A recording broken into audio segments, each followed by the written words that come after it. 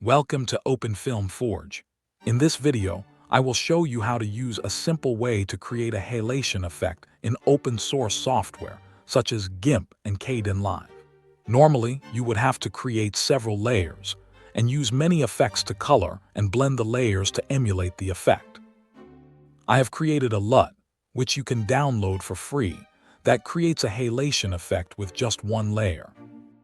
You only need to use a blur and a brightness setting to modify the effect to your specific needs. It works by only targeting the brightest white highlights and converts them to a red-orange hue while turning the rest of the layer black, allowing it to be used as a simple screen composition.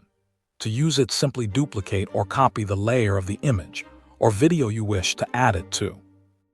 Do not add any other color correction effects to this layer, as it can affect its accuracy.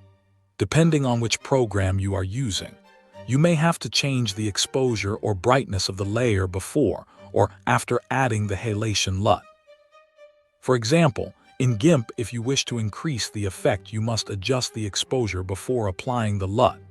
But in Kdenlive, you simply add a brightness effect before the LUT in the effect stack. The only other effect you have to use on the layer is a Gaussian blur, which you will adjust until it meets your specifications.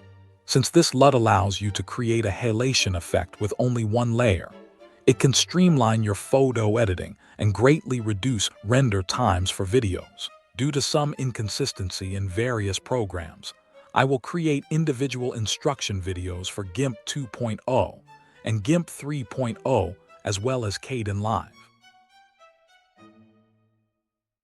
Please like and subscribe.